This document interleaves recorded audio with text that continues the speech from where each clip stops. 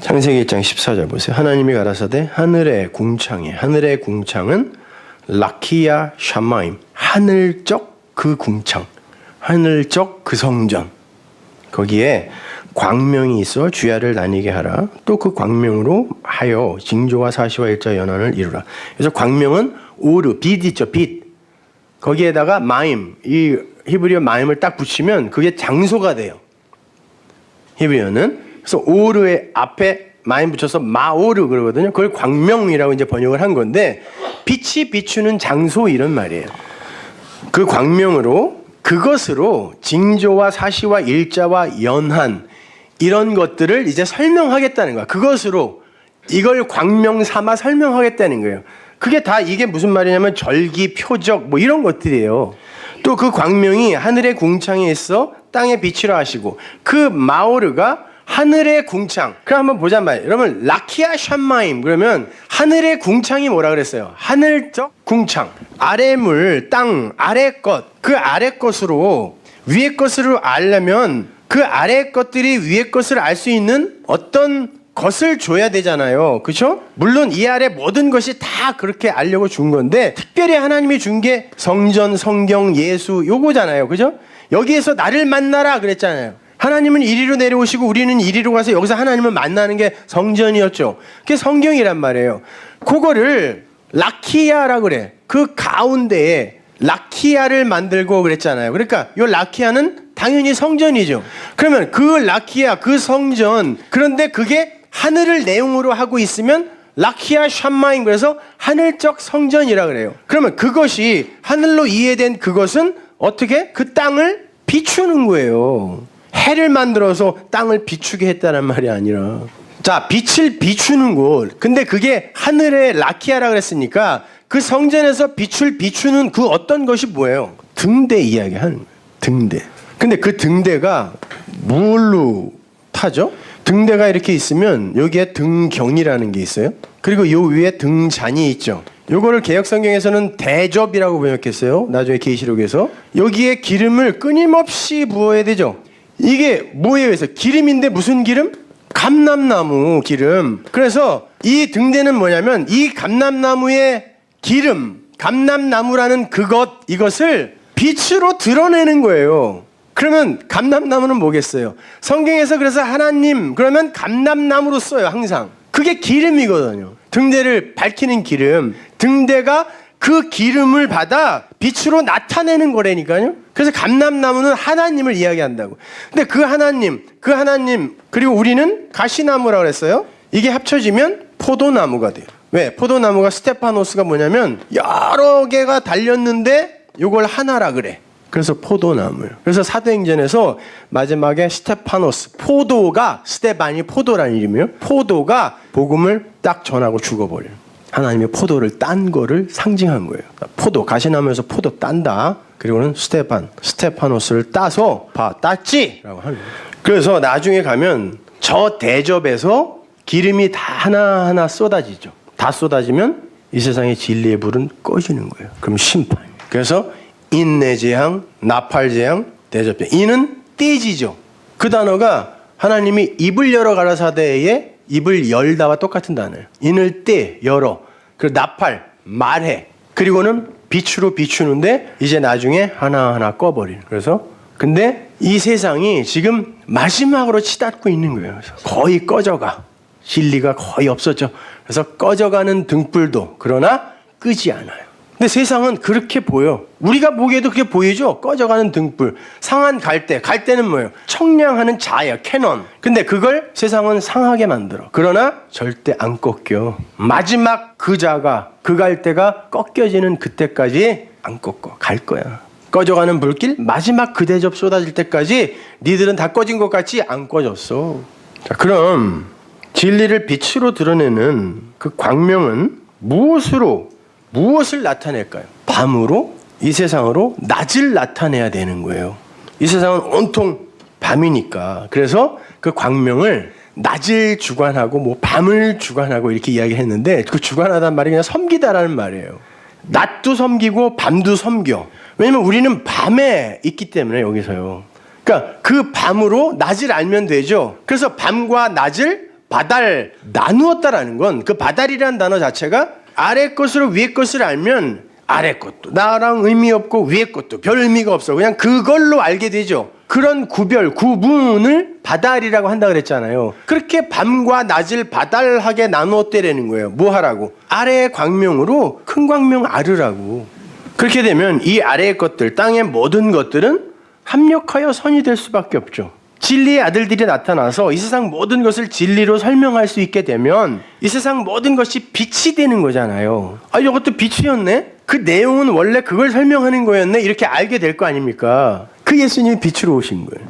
그래서 그 빛이 이 어두움에 비추어 야, 너희들이 어두움이라고 하는데 이 아래는 어두움밖에 없어. 그러나 그것이 무엇인지를 알게 되면 너희들이 그 진리를 갖게 된 거고 그러면 너희들을 세상의 빛이라고 그래 그러는 거예요. 원래 예수님이 오셨을 때는 그 빛이 오셨을 때는 이 세상이 다 어둠이라고 그랬잖아요. 그 빛은 없다고 그랬거든요. 근데 나중에 너희들은 세상의 빛이야 라고 칭해지는 어떤 이들이 진짜 나타났다니까요. 그 빛을 안에 가진 거예요. 진리로 말씀으로 가진 거란 말입니다. 그러니까 여러분은 이 어둠의 세상에서 빛의 세상을 사는 이들이 되는 거예요. 빛으로 사는 이들이 되는 거예요. 하나님은 그 광명이라는 걸 작은 광명, 큰 광명으로 나누어서 설명해 주고 그것을 밤과 낮을 주관하게 했다라고 이야기를 하는데 한번 잘 생각해 보세요.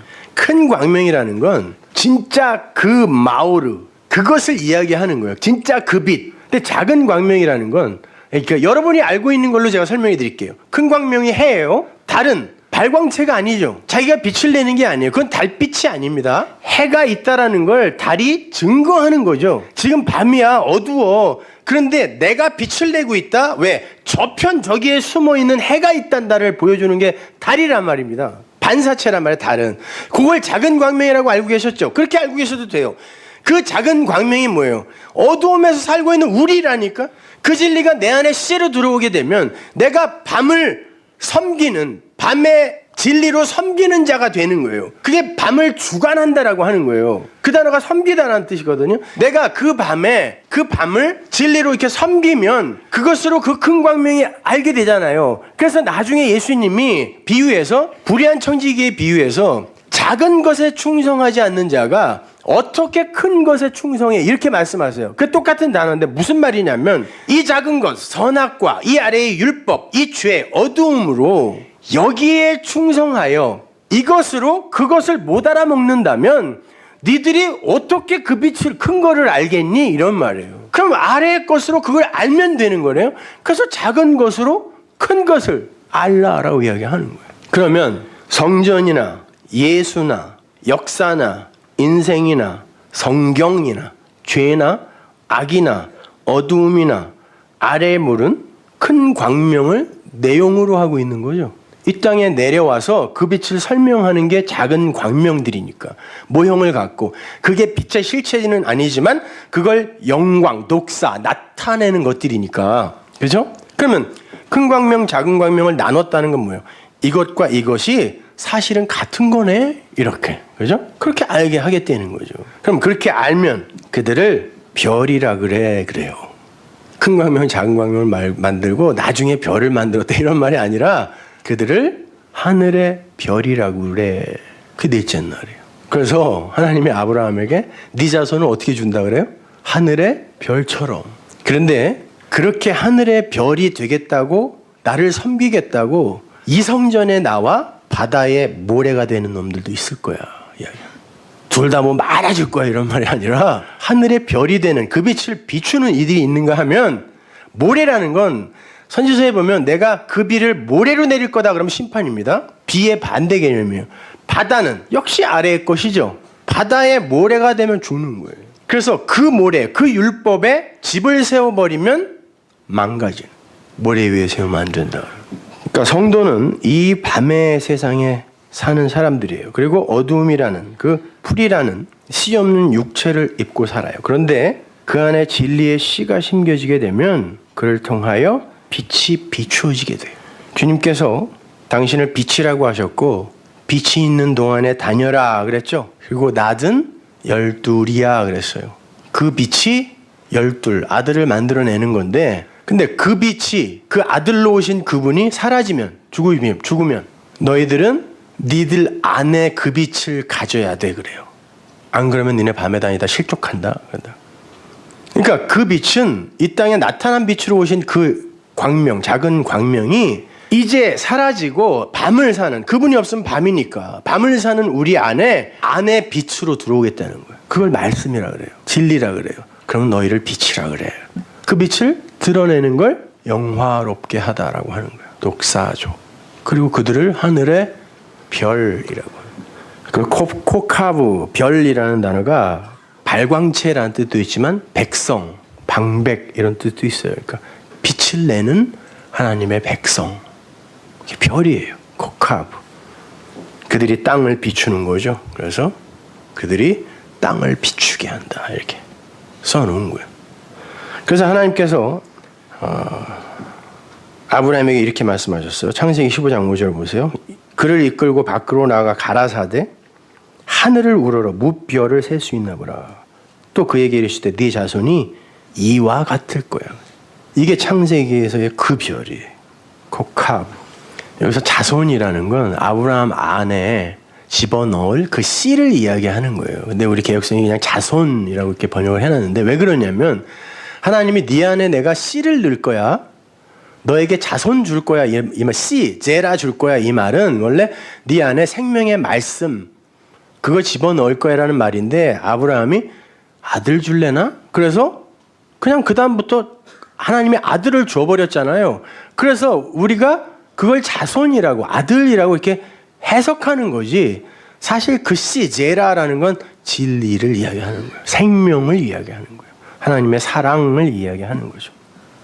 이렇게 하나님의 택한 백성들이 부르심을 입고 의롭게 되어서 그 안에 진리의 씨를 갖게 되면 그들은 땅으로 하늘을 깨달을 수 있게 되고 어둠을 빛으로 나타낼 수 있으며 아래의 물로 위의 물을 알 수 있게 되고 열매로 일하는 나무를 통해서 씨를 전달받아서 그 씨를 뿌리는 씨 맺는 풀싹으로 이 세상을 살게 되는 거예요.